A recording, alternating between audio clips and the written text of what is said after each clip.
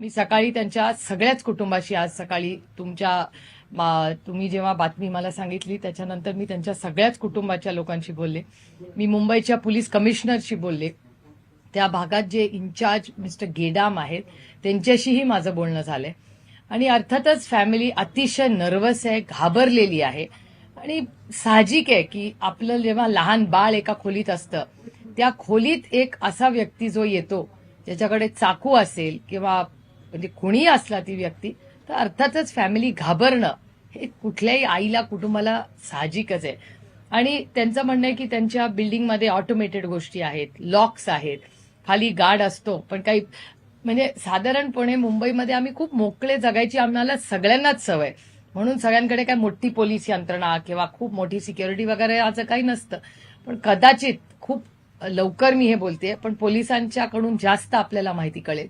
पण कदाचित पाईप किंवा कुठून हा माणूस चढून आलाय ह्याच्यात अजून क्लॅरिटी येत नाहीये. पण पोलीस प्रशासन तिथे पोहोचलेलं आहे.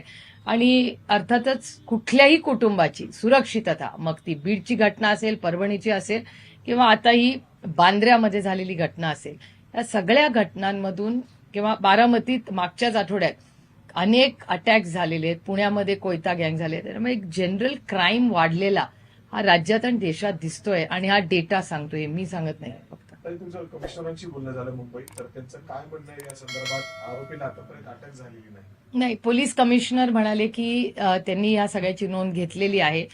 सगळे पोलीस काल रात्रीही तिथे गेले होते आणि तिथे आजही मला वाटतं आताही आपण इथे बोलतोय पण तिथे कदाचित पोलीस हजर असतील आता आणि इन्क्वायरी सुरू केलेली असं त्यांनी मला सांगितलं. आणि कुटुंबाची सुरक्षितता याच्याबद्दल सरकारने फार सिरियसली हे घेतलेलं आहे. त्यांना सिक्युरिटी पुरवावी असं वाटतं?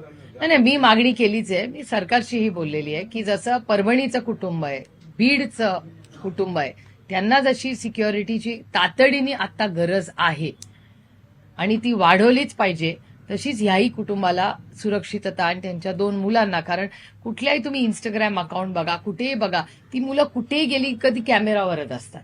त्यामुळे अर्थातच त्यांची मुव्हमेंट, त्यांची सगळी त्या अशा या सगळ्या लोकांच्या मुलांवर इतका हा सोशल मीडिया किंवा असणारा ऍक्सेस टू कॅमेरा, तंत्रज्ञान, टेक्नॉलॉजी या सगळ्यामुळे इतका ऍक्सेस झालाय. तर ह्यांच्या मुलांना त्याचा तर अर्थातच म्हणजे प्रॉब्लेम आहेच. पण शेवटी त्यांनाही वाटतं की आपली मुलं नॉर्मली बास्केटबॉल खेळावा, फुटबॉल खेळावा, शाळेत जावी, बाकीच्या मुलांसारखं मॅकडॉनल्ड्स, पिझ्झा हट, पावभाजी सगळं खावं आणि तसं नॉर्मल जगावं, जे ते इतके दिवस जगत होते. पण काल संपूर्ण कुटुंब खूपच हादरून गेले, प्रचंड घाबरलेले ती सगळी. साहेबांनी देखील याबाबत नाराजी व्यक्त करताना सांगितलं की मुंबईत म्हणजे जवळच्या परिसरात एकाची हत्या होते आणि दुसऱ्या अशा पद्धतीने अटॅक देखील होते. म्हणजे अर्थात घरात घुसून सुरक्षेचा प्रश्न. मुख्यमंत्री जे गृहमंत्री आहेत त्यांच्याबद्दल देखील हे अस्वस्थ करणारीच गोष्ट आहे ना. खूप घटना गेल्या 2-3 महिन्यात झालेल्या आहेत.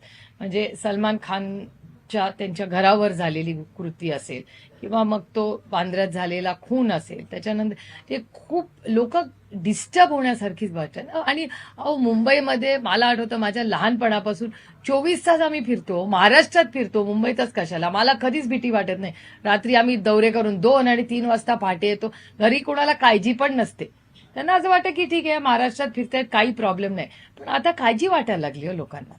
म्हणजे ती कोयता गँगची जी केस तुमच्याच सगळ्यांच्या चॅनलवर मी पाहिली, प्रचंड अस्वस्थ करणारी सगळ्याच गोष्टी. त्याचवेळी विरोधकांकडून आरोप देखील होते तो सैफ अली खान आहे आणि त्यामुळेच या सगळ्या गोष्टीत अशा पद्धतीने राजकारण होतंय. हा राजकारणाचा विषयच नाहीये. बीड मधली घटना, परभणीतली घटना आणि आत्ताची घटना हा राजकीय विषयच नाहीये. हा एक सामाजिक विषय, हा क्राईमचा विषय. याच्यात कसलं राजकारण आणि प्रत्येक गोष्टीत कशाला राजकारण आणायचं?